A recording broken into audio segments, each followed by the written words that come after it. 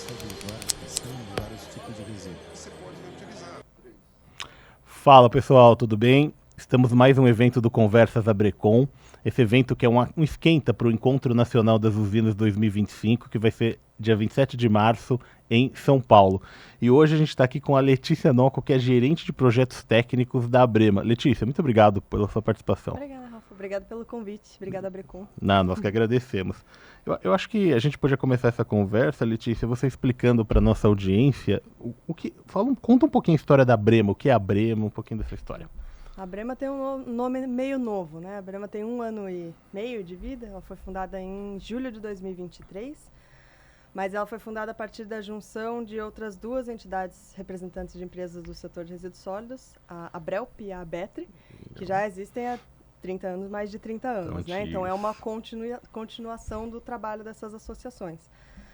Mas teve uma percepção ali das empresas do setor que a gente estava com representações não muito centralizadas, então eles resolveram juntar as associações para ter uma representação única, mais homogênea, e daí nasceu a Abrema, que agora está representando aí. Legal. E quem são os associados da Abrema? Associados são as empresas todas as empresas que têm interesse do setor da cadeia de gerenciamento de resíduos sólidos.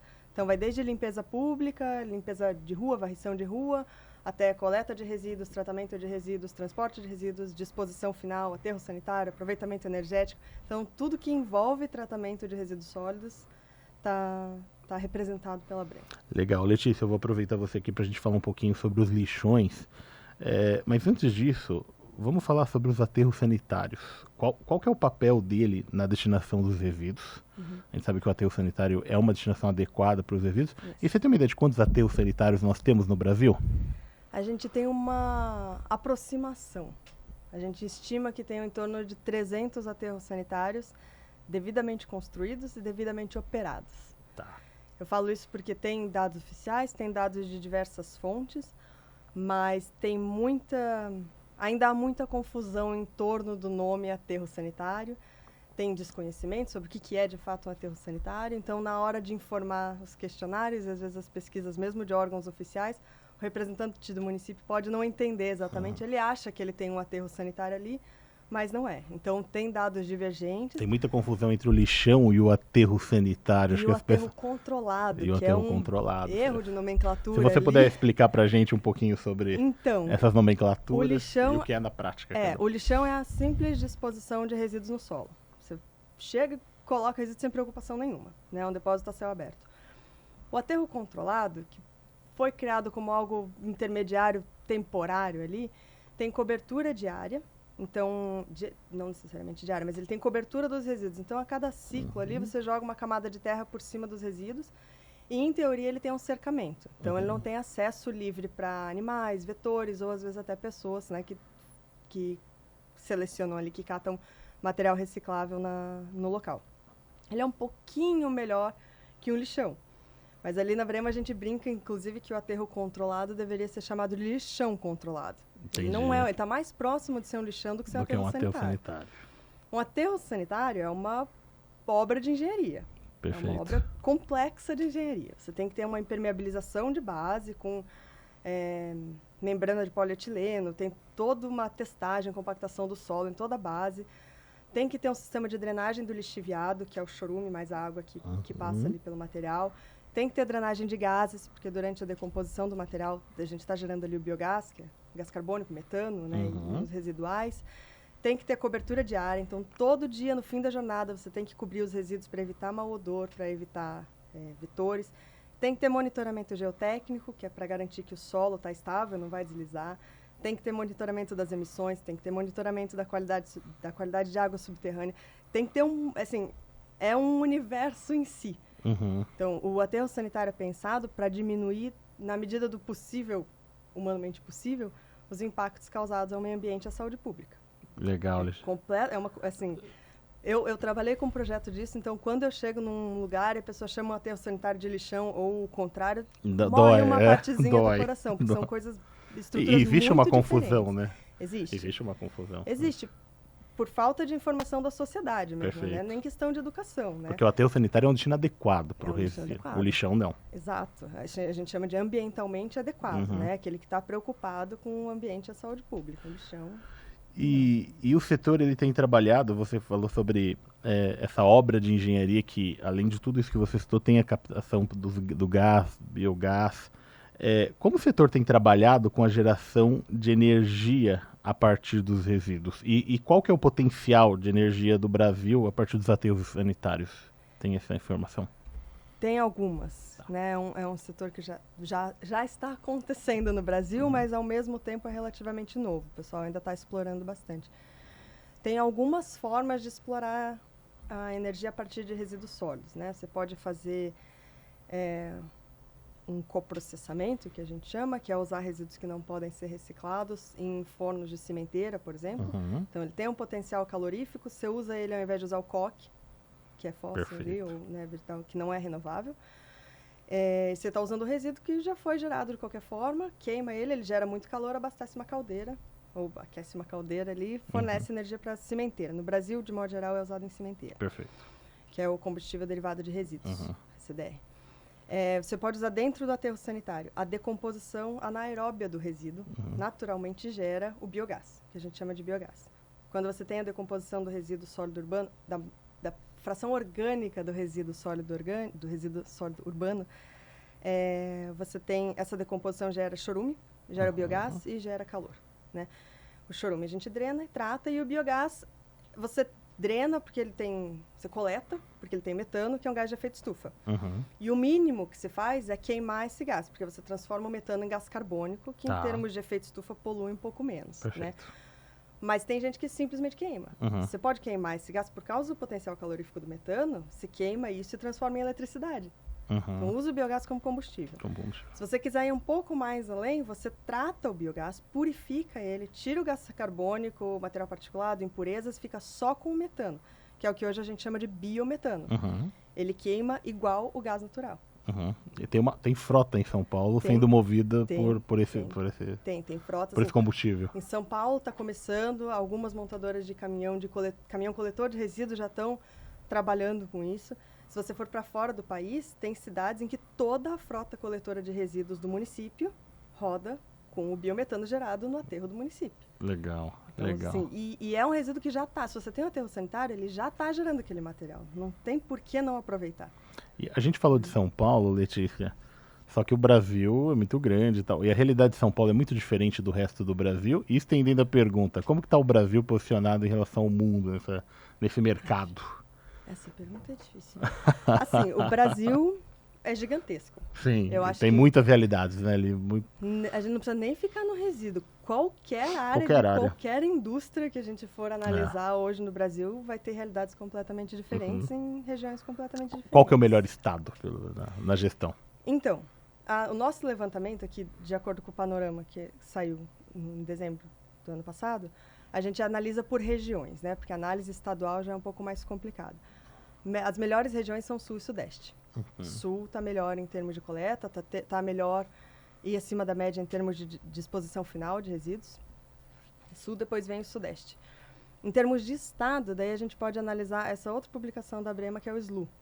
Legal. O SLU faz um ranking de todos os municípios do Brasil com base no grau de adesão à Política Nacional dos Resíduos Sólidos. Então, é meio que quão bem o município está gerenciando seu resíduo, né? Esse documento... Esse, verdinho. Que é o Índice de Sustentabilidade da Limpeza Urbana, o SLU. Isso. Aí Índice de Sustentabilidade da Limpeza Urbana. Esse documento, obrigado, Letícia, por nos fornecer. Vou mandar para a Brecon ficar com o meu também para me estudar. E está disponível? Os dois estão disponíveis para download gratuito no site da Brema. SLU e o Panorama dos Resíduos 2024. Exato, os dois foram lançados em dezembro de 2024. Perfeito, são fresquinhos, né? Perfeito. De acordo com o SLU, como ele faz uma análise por município, a gente pode extrapolar para o estado. O melhor estado do Brasil é Santa Catarina. Tá. Só que de um índice que vai de 0 a 1, a média dos índices dos municípios de Santa Catarina está em torno de entre 0,5 e 0,6. Então, o nosso melhor estado ainda tem muito chão para evoluir. Para evoluir. Né? Mas, por enquanto... E quando a gente fala de coleta seletiva, a coleta seletiva tem evoluído no Brasil?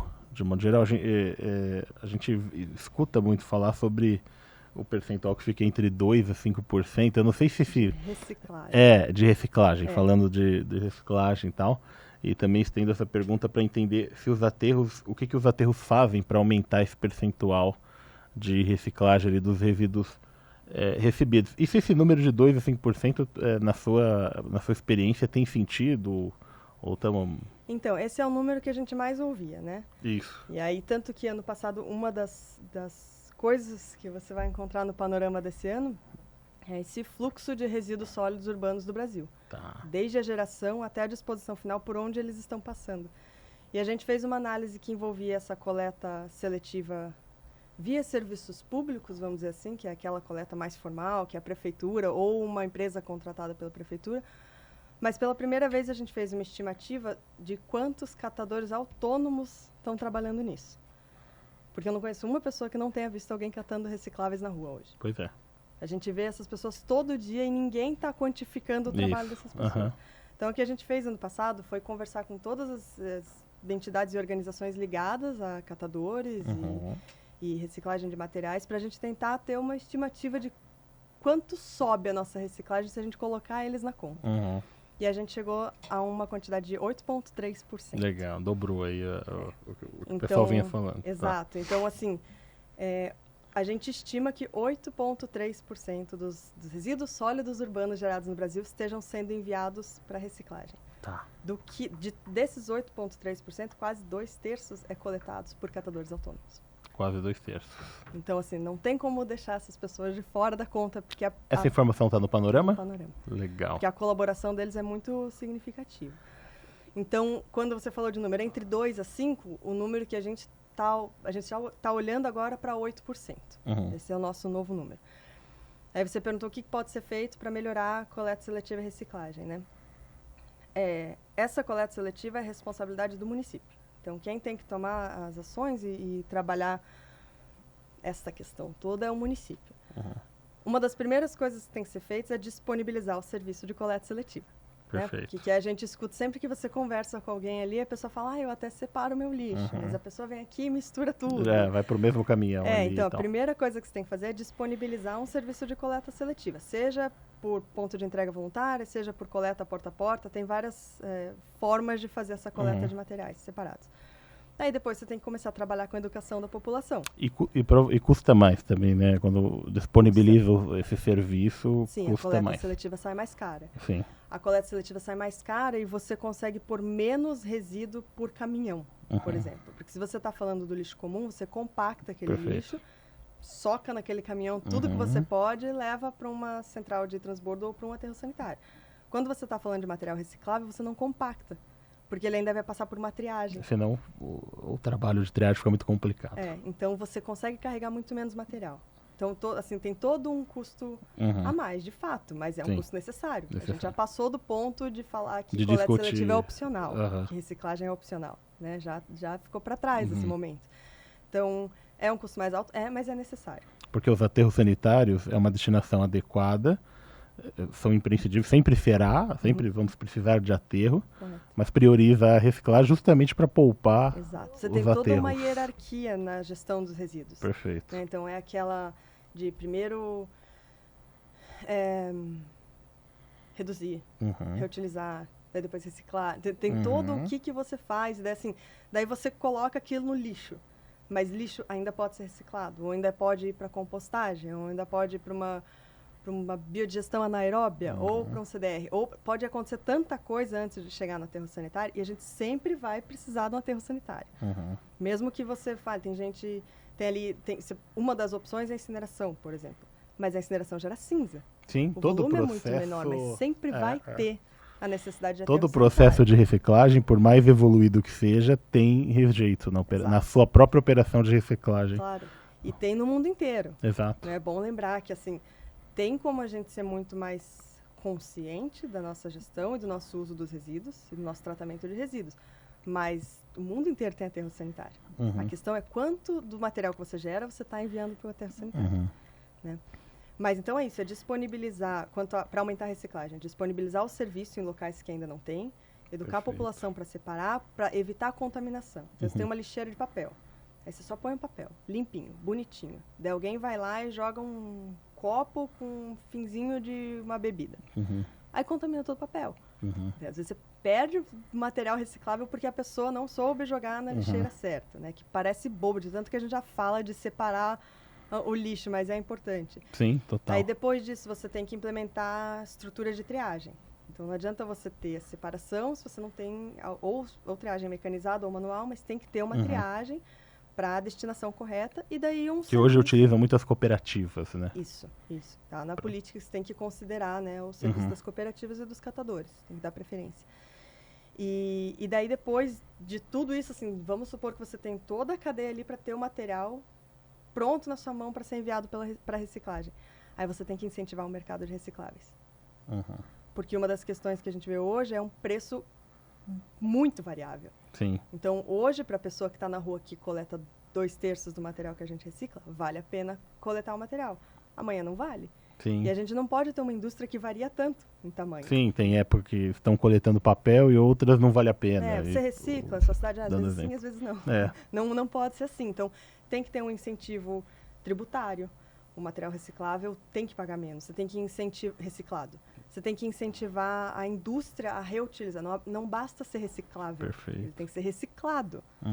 Não é? Você compra uma sacola no mercado e fala, dá para reciclar. Mas tem alguém reciclando? Essa é a questão. Se dá para reciclar, mas você não faz nada com aquilo, dá na mesma, né? Perfeito. Daí depois evitar a bitributação. Então você produz o produto da matéria-prima virgem, paga toda a carga de impostos. Daí você manda para reciclagem, daí você paga imposto de novo no segundo ciclo de produção. E no terceiro, no quarto. Hoje a gente tem material reciclado que é mais caro que o material que vem de matéria-prima virgem. Sim. Aí você não incentiva uma indústria. Não escala o negócio. Né?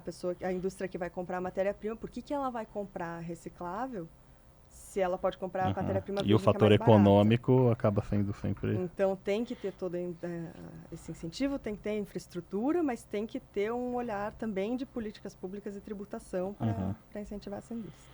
Legal, a gente falou do aterro sanitário como uma destinação adequada para o resíduo, mas antes a importância da reciclagem. Mas eu vou fazer um comparativo aqui com o nosso setor, a Brecon, que um dos seus associados são usinas. A maior parte do resíduo da construção civil eu vou chamar aqui de lixões também, tá? Porque acaba que os lixões vão tudo, inclusive muitas cidades que têm lixões ali pro resíduo comum, acaba indo o resíduo da construção também. Nenhum. Não tem controle, como às vezes vai resíduo material perigoso, às vezes vai... Exatamente, isso, inclusive resíduos perigosos. Então, no setor de RCD, as nossas usinas, os nossos associados, Letícia, tem muito problema com essa concorrência desleal que são os aterros clandestinos ou lixões. Isso também acontece no setor de RSU? Conta um pouquinho como é que estão os lixões no mercado de resíduo sólido urbano. Acontece, infelizmente, acontece, né? Eu tive um podcast aqui com o Gonzaga, com certeza. Ele falou que estão em torno de 3.000 lixões. É mais um número que é difícil saber. Né? Porque se aterro sanitário já é difícil levantar dados exatos, porque tem essa dificuldade de nomenclatura, licenciamento e tal, imagina um lixão que não é exatamente algo que a pessoa sai gritando ali, tem um lixão, eu mando para lixão. Então é difícil saber. Mas olhando para o número de municípios que enviam seus resíduos para aterros sanitários no país, o número de municípios que não tem registro de informação, a gente estima que tem aí entre 2.500, 3.000 lixões no país. É muita coisa. É muita coisa. Considerando que a gente teve uma política nacional de resíduos sólidos aprovada em 2010, que proibia lixões, chegar em 2025 com 3.000 lixões não faz o menor sentido. E as nossas metas de encerrar esses lixões, você acha que a gente acaba nos próximos 10 anos? Vamos falar assim. Qual que é a sua expectativa? Se eu acho ou não, acho que... Não sei. Não sei se daí depende se a pessoa é otimista, se ela é pessimista, se ela é realista. Se é possível... Você é otimista nesse caso, Letícia? Eu sou, porque se você não for otimista, você não trabalha no meio ambiente hoje em dia. Concordo plenamente. Para trabalhar com o meio ambiente, você tem que acreditar que alguma coisa vai mudar. A gente tem que ter essa esperança, né? Para continuar focando. Senão, assim, se for para ser do realista para o pessimista ali, aí pendura as chuteiras, porque é só olhar para o mundo e né, É meio desesperador, assim. Então, eu sou otimista. Legal. Em 10 anos, é possível. É possível. Tá? Mas tinha que começar ontem. É de botar a mão na massa hoje, ó. Teve eleições municipais ano passado, tem termos novos de prefeitos, tem mandatos novos de prefeitos. Começa agora.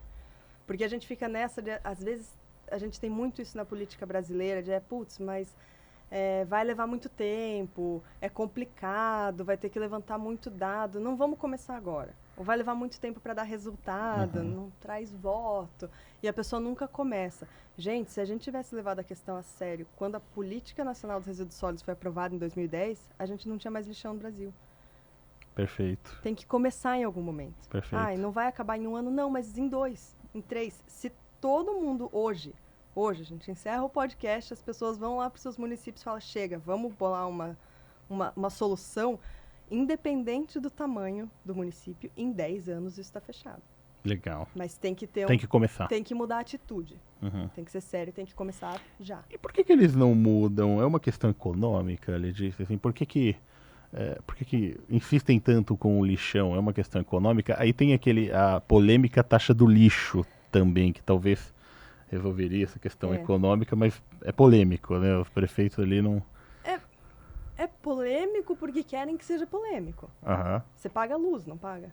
Água, luz, você paga água, você paga internet. eletricidade, você paga internet, você paga tudo isso. Por que você não vai pagar o lixo? Eu vejo o pessoal falando assim, não, eu já pago o IPTU, mas não tem nada a ver. São coisas diferentes. Não tem nada a ver. A Mas é taxa uma do questão de lixo- conscientização e parece que os prefeitos não querem entrar nessa briga. Cobrar a taxa não é popular. Exato. Você vai votar num cara que chega lá e fala, eu vou aumentar a taxação. Ninguém vai. Teve o caso de São Paulo, a Marta, né, Suplicy, que ficou conhecida lá Então, como assim, Martaxa por causa dessa ninguém questão. gosta de taxa. Mas a partir do momento que você entende para que serve a taxa, e se você tem um governo e uma gestão que é transparente e mostra que aquilo que você está pagando está indo para onde deveria estar indo, Perfeito. que você está tendo um bom uso daquele dinheiro, aí uma população consciente dói menos pagar a taxa. Comunicação e transparência, acho que esse é um caminho Se você ali sabe para... que está indo para onde tem que ir, se você, assim, já é uma... Saneamento é complicado. Saneamento não é uma coisa que você vê. Não é uma obra que você vê. Você sente o buraco da rua, se tiver um buraco na rua. Mas se estourar um cano de esgoto, tá enterrado. ninguém vê. Se você tem um lixão vizinho da tua cidade, quem mora em volta ali no entorno vai saber. Você não. As pessoas põem a lixeirinha para fora e acabou o problema. Então não é uma coisa que você vê todo dia. Tem que ter a conscientização do, olha, o lixo que você gera é responsabilidade sua. Do momento que você gera até o momento que ele vai para a disposição final. Se você consegue educar e se trazer essa informação para as pessoas, elas começam a se engajar, aí a taxa começa a fazer sentido. Perfeito. Porque você vê uma taxa, você começa a ver se ela está sendo bem aplicada ou não. A hora que tiver uma discussão sobre um aterro sanitário, ou uma expansão, ou agora a regra da reciclagem mudou, as pessoas entendem o que está acontecendo. Quando as coisas fazem sentido, as pessoas aceitam. Elas não aceitam se as coisas não fazem sentido. Perfeito. Então acho que é isso aí, transparência e uma comunicação e assim, você adequada. precisa custear um serviço. Quando você começa a entrar, vocês lidam com resíduos da construção, é semelhante. É um universo gigantesco e muito complexo, que começa a hora que você joga o papel na lixeirinha. Tem uma série de processos. Tem transporte, tem tratamento, tem controle ambiental, tem monitoramento, tem tudo isso, né? E a gente precisa custear isso. E fora essa questão econômica, tem algum outro grande desafio para acabar com os lixões? Eu acho que é vontade. É vontade. De novo, não é uma coisa que traz voto. Mas tem um impacto muito grande em saúde pública, por exemplo, né? Tem. E assim, já tem pesquisas, à torta direita, já deve fazer uns 15 anos que eu escuto dessas pesquisas, você já deve ter ouvido. Para cada R$1 que a gente não gasta em saneamento básico, a gente gasta de 4 a 5 em saúde pública. Perfeito. E eu estou falando só de saúde pública. Tá? E saneamento básico tem lá tratamento de água, tratamento de esgoto, drenagem, resíduos Então, só aí essa conta já fecharia, né? Se fosse pegar só esse... Assim, mesmo se for politicamente, faz sentido. Tipo, para que você vai gastar 4 vezes aquela quantia no SUS? Pois é. Se você pode gastar 20% para adequar o sistema de gerenciamento de resíduos. Né? Então, não é uma coisa que se vê. E a gente tende a não se incomodar. É mais difícil conseguir engajamento daquilo que você não vê. Acho que o engajamento é o grande desafio para os municípios. E o que as empresas e os cidadãos podem fazer para reduzir a quantidade de resíduos gerados? Você comentou muito bem sobre reduzir, né, reutilizar, reciclar e a disposição. Para reduzir, o que, as empresas, os grandes geradores e até pequenos geradores podem fazer? Você tem alguma dica? Assim, é bater naquela mesma tecla, né? Mas a gente continua batendo porque é a tecla É. a ser batida. Educação e conscientização. Para cidadão, educação e conscientização. É ir no mercado e saber que não precisa de 3 sacolas. Você não precisa comprar... Poxa, eu cheguei esses dias, eu fui num sacolão comprar fruta, eu vi banana numa bandejinha de isopor, envolta em papel filme. A gente compra muito Gente, plástico. É banana. Eu também reparei isso. Então, muito. assim, você conscientiza o pessoal, é que eu trabalho com resíduos há 17 anos. Você bate o olho, eu também. Eu fico ofendida, já tava quase... Mas assim... Eu falei, minha esposa, olha o tanto de plástico que a gente tá comprando aqui, levando. E assim, pra quê? Você dá 2 passos de volta para casa, aquilo vai pro lixo. Eu carrego comigo na minha mochila de todo dia, tem uma sacolinha reutilizável. Se eu precisar passar no mercado, joga ali dentro e vou para casa. Acabou. Então é um pouco de você começar a observar. Quando você vai colocando em prática, não é mais uma questão complicada. Na hora, primeira vez que você vai separar o resíduo, é complicado, putz, é muito complexo. Você faz isso por 1 semana, já ficou automático. Então é conscientização e educação da população. Da indústria, de quem fabrica o produto e as embalagens, é começar a pensar sobre uma ótica de economia circular, vamos colocar assim. Pensa no design do teu produto de forma que quando ele chegar ali no fim do ciclo, ele possa ser reutilizado, reaproveitado. Então, tenta produzir um material que não seja de uso único. Ele pode ser reutilizado. É um copinho que não desmancha tão fácil, alguma coisa que não quebra tão fácil. Teve essa polêmica de eletrônicos, né? Que você não pode mais consertar. Tem que aposentar, não pode mais trocar peça nenhuma. Não troca a bateria, você não tem que troca descartar nada. o celular que tá bom só por causa da bateria. Exato, então você tem algumas políticas, a Europa que acaba sendo meio que puxando, né, o carro ali, de falar, olha, não existe mais isso. Você tem que fazer um produto que possa ser consertado. Isso. Não tem por que a gente desperdiçar tudo isso de recurso. Então tá bom, dá para reutilizar. A lâmpada que durava tantas horas estão cortando para durar menos. O mercado foi na contramão, exato. Né, então, dessa primeiro questão. Pensa num produto que dure mais, pensa num produto que possa ser reutilizado. E daí chegou no fim do uso desse produto, pensa num produto que possa ser reciclado. Usa um material um pouquinho diferente, usa um processo produtivo um pouquinho diferente para que esse material possa voltar. Você não precisa ir lá e retirar recursos, matéria-prima virgem, recursos naturais, exaurir o planeta ali até ele não aguentar mais. Faz um produto que já se encaixe no ciclo. Já vai mudando o teu processo produtivo e fala, olha, esse meu produto agora vai durar cerca de 2, 3, 4 anos. Então, eu vou mudando a minha indústria para que daqui 2, 3, 4 anos eu já consiga inserir esse material de volta na indústria. Né? Então, esse é o ponto de vista do produtor. Não estou dizendo que é uma coisa simples, não faz da noite para o dia, mas é uma mudança de pensamento ali na chavinha. E daí você junta isso com políticas de incentivo a material reciclável ou que desincentive o produto que não é produzido com matéria-prima reciclada. Perfeito. Tem várias formas de você ir ajustando o padrão de consumo ali, o padrão de produção para conseguir resultados melhores. Letícia, e qual o papel da Brema na construção de políticas públicas para o setor de RCO? A Brema tem a gente representa o setor, né? Então a gente tem algumas funções que são de articulação, mas principalmente de levar a informação correta. Então vai ter um projeto de lei, tem alguma coisa que está em discussão, a Brema, como representante do setor, consegue um espaço para falar, para chegar ali num debate entre pessoas que, assim, às vezes a pessoa que está escrevendo o projeto de lei não tem familiaridade com o conceito de lixão versus aterro sanitário. Daí a Brema chega lá, gente, vamos só esclarecer que o que vocês estão falando que é ruim, terrível, contaminante, é um lixão, não é um aterro sanitário. Então a gente tem essa atuação de tentar levar o ponto de vista do setor, mas também trazer a informação correta e transparente, que é essa conscientização que a gente fala que é necessária, que falta, né? Os municípios têm suas prioridades. Muitas vezes o resíduo acaba ficando em segundo plano, né? E quando a gente vai falar de resíduo, o resíduo da construção acaba sempre ficando em segundo plano, Letícia. A gente tem esse problema. E como a gente estava conversando muito sobre lixão, e o lixão principal concorrente ali das usinas e tal, a Brecon ela criou um mapa a Brecon, onde mapeia os aterros, os lixões. Inclusive, a gente está com uma discussão lá com vocês da Brema para poder fazer uma parceria sobre esse mapeamento e acompanhamento dos lixões. Como vocês têm trabalhado para fechamento, e aí vou falar até de recuperação de lixões também, existe essa frente lá na Brema? Existe. Existe, é uma das nossas pautas prioritárias, né? O encerramento de lixões, porque você tem um universo gigantesco no gerenciamento de resíduos. Você pode ter a tecnologia mais moderna no mundo ali, ou você pode ter algo bem básico. Mas você tem que sair do pior. E o lixão é o pior. Então, assim, a gente defende que a melhor tecnologia é aquela que melhor se adequa ao teu município. Para alguns vai ser incineração, para alguns vai ser aterro e tal. Mas o lixão não é aceitável em nenhum momento, em nenhuma situação.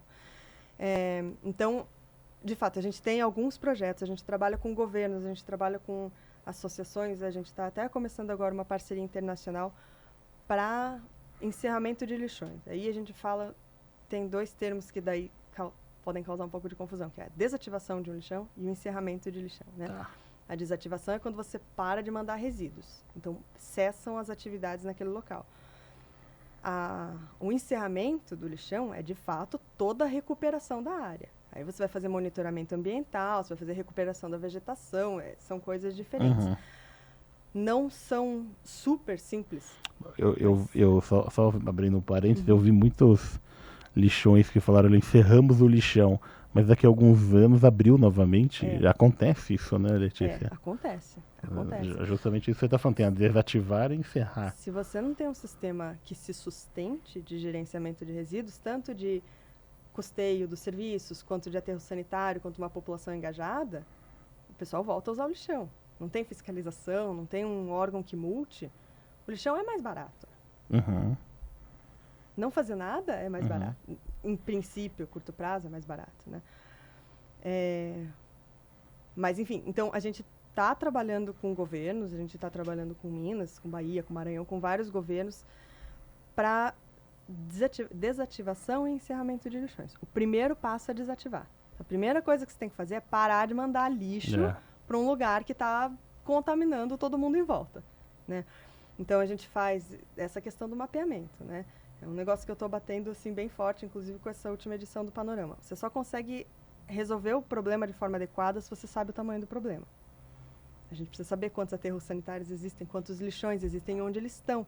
Como é que você vai direcionar uma política pública se você não sabe onde é que tem o seu lixão? Quanto de resíduo ele recebe por dia? Tem gente trabalhando lá? Não tem. Tem 10 famílias de catadores trabalhando lá ou não tem? Você tem que saber como lidar com a questão. Então, você precisa entender o problema. A nossa primeira fase, assim, a que a gente está atuando agora, é a identificação dos aterros sanitários. E a gente está falando com governos de estado e prefeitura para que os municípios que estão na área de influência desses aterros sanitários desativem seus lixões. Legal. Porque eles já estão a uma curta distância de aterro sanitário. Eles já têm a infraestrutura disponível para eles. Não é um município isolado que não tem para onde mandar o resíduo. O aterro sanitário está ali. Não justifica ele continuar usando o lixão. Então, esse é o primeiro passo. Você tem uma infraestrutura disponível. Tem uma logística viável ali já para ser... Exato.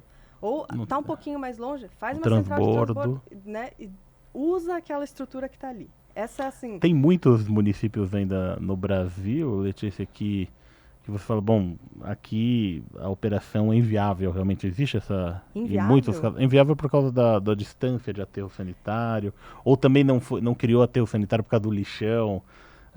Conta um pouquinho essa relação, Então, porque, legal, acho que é muito estratégico isso que você falou. Vamos começar aqui onde a prefeitura vai fazer seus ajustes aqui, tem a questão econômica que a gente falou da taxa do lixo, mas tem o aterro. Existe regiões que falam, olha, aqui existe. não tem solução. Sempre tem solução. Sempre tem solução. As soluções vão ficando mais complexas. Então, para um município que E mais caro. E mais caro. Para um município que tem aterro sanitário vizinho, a solução está ali na cara. Faz um acordo com o aterro sanitário, um contrato, conversa. Tem municípios que têm mais de um aterro sanitário disponível e ainda usam lixão. Tem município que tá... O aterro sanitário está no município, mas o município manda o resíduo para um lixão.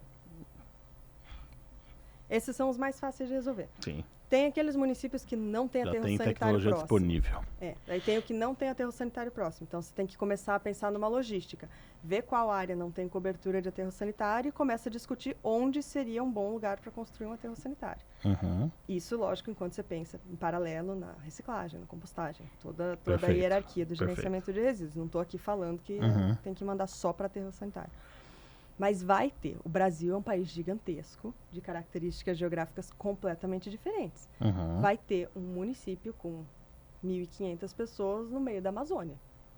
Você vai construir um aterro sanitário para atender um município? Não tem sentido, né? Não tem. Aí as soluções começam a ficar mais desafiadoras. Vamos usar Sim, o termo correto. São mais desafiadoras. Você pode fazer o transporte do lixo de barca. Você pode ter uma central de transbordo. Municípios, isso normalmente acontece com municípios pequenos. Faz a compostagem de resíduo orgânico. Resíduo orgânico é mais de 50% do resíduo sólido urbano. Se fizer compostagem e reciclagem, sobra pouco. Se fizer compostagem e reciclagem, sobra menos de 20%. Pois é. E assim, falando bem por cima. Por isso que você falou, tem solução para todos os casos. Alguns mais complexos. Sempre vai ter solução. Faz uma estação de transbordo, faz a compostagem. O peso que você carrega, só de tirar o orgânico, também já diminui muito. Porque aquilo é tudo água. Você está pagando para transportar 50% do peso em água, quase. Né? Aí você tem uma barca, ou você pode ter alguma incineração, um aproveitamento energético. Tem uma série de coisas que podem ser feitas. Então, por isso que a gente bate naquela tecla. A melhor solução para o município é aquela que se adequa ao município. Pode ser que seja um aterro sanitário. São Paulo tem 2 aterros sanitários. É a característica de cada município. Se você mora num município isolado, não é sustentável, nem financeiramente sustentável você ter um aterro sanitário inteiro para um município pequenininho. Não por tem isso que a gente tem consórcios, por isso que a gente tem essas parcerias entre municípios aí, né, para que fique sustentável. Se for só um município isolado, aí tem que pensar em outra solução, mas sempre vai ter solução. Mas muitas soluções não são pensadas e discutidas por causa dos lixões, né? Que acaba sendo algo fácil, resolve o problema ali de imediato. Cômodo, mesmo que está gerando outros problemas, mas de imediato ali naquela gestão está sendo resolvida. Eu tive uma discussão, aí falando do mercado de resíduos da construção civil com um gestor público e falei, olha, precisa de regulamentação no seu município para o setor de transporte, no caso do resíduo da construção civil, o transportador acaba fazendo a gestão do resíduo, na prática.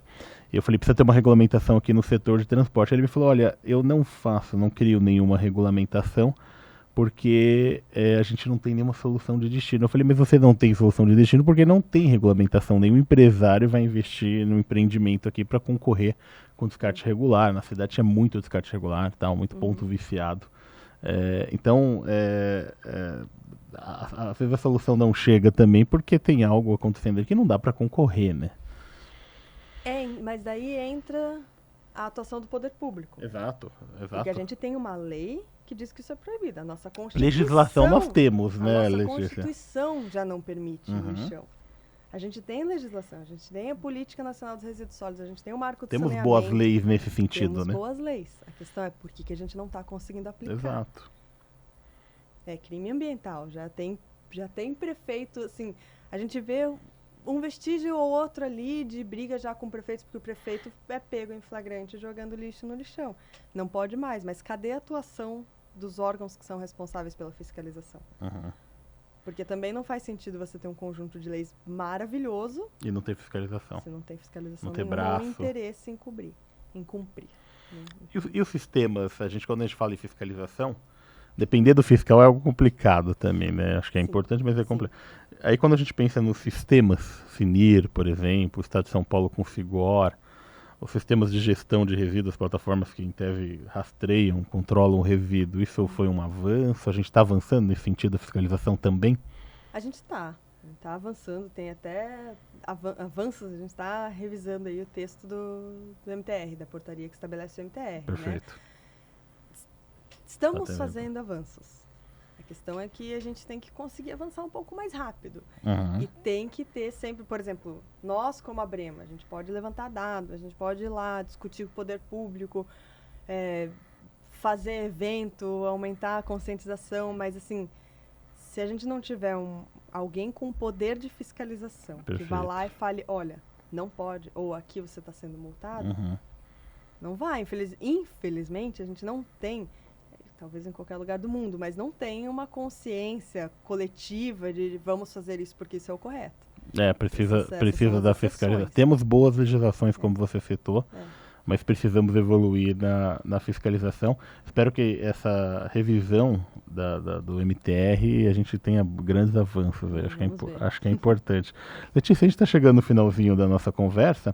Você quer falar um pouquinho sobre o Panorama e quais informações o Panorama traz? Em quanto tempo vocês lançam essa edição? Sim, essas duas são publicações anuais da Abrema, né? Elas já existem faz algum tempo. O Panorama começou com a Abrel. Então, todo ano nós temos um Panorama. Todo ano a gente lança, ali por dezembro a gente lança uma edição. Legal. Do Panorama e do SLU. As duas são publicações anuais. O Panorama é um panorama da gestão de resíduos sólidos no país. Então, é um ponto de vista mais nacional, a gente quebra até a região, mas a ideia não é mostrar exatamente o que cada município está fazendo. É falar, como é que está o Brasil? Como é que está a evolução dessa gestão de resíduos no Brasil, né? E tem um capítulo, a gente fala um pouco de logística reversa também, um pouquinho de resíduos da construção, um pouquinho de resíduos de saúde. E esse ano, essa última edição, tem um capítulo que é sobre biometano.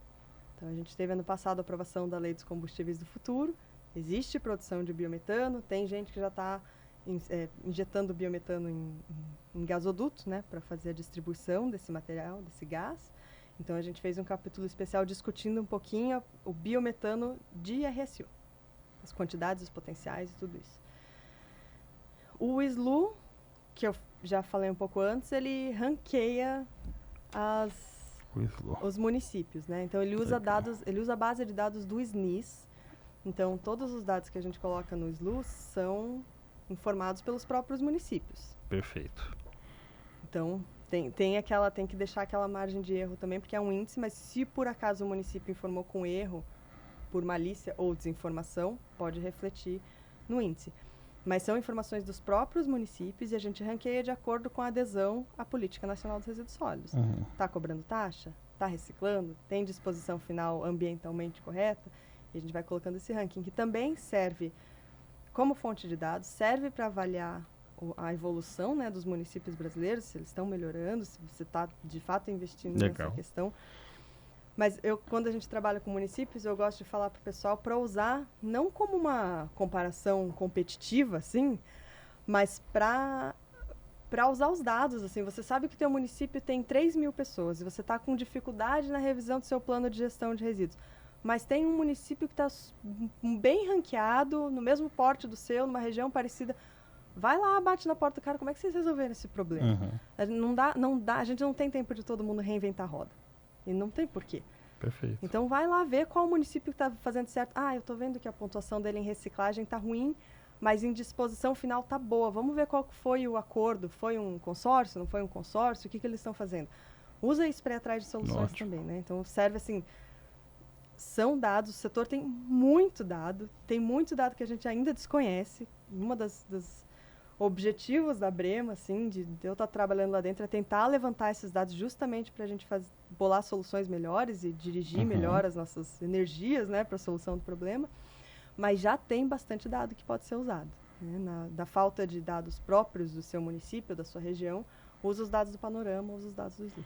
Letícia, e eu vou te convidar para o Encontro Nacional das Usinas, agora em março, aqui em São Paulo, onde também vamos te entregar a pesquisa setorial, a Brecon, que é do setor do mercado de resíduo da construção civil, onde a gente, além das usinas, aterros de resíduo da construção, áreas de transbordo e triagem, a gente escuta todos os destinatários, tem também uma pesquisa de percepção, poder público, então uma pesquisa bem completa de todo o setor do resíduo da construção civil. O pessoal vai ser lançado agora no Encontro Nacional das Usinas, a última pesquisa setorial da Abrecon. Aí um convite para a Abrema e para você, Letícia. Obrigada. E, Letícia, estamos encerrando aqui a nossa conversa, foi muito boa, acho que uma conversa excelente. Obrigado mais uma vez pela sua participação, viu? Obrigada a vocês por receberem a gente, ajudar aí a divulgar, né, essas informações. São importantíssimas. Conteúdos, perfeito.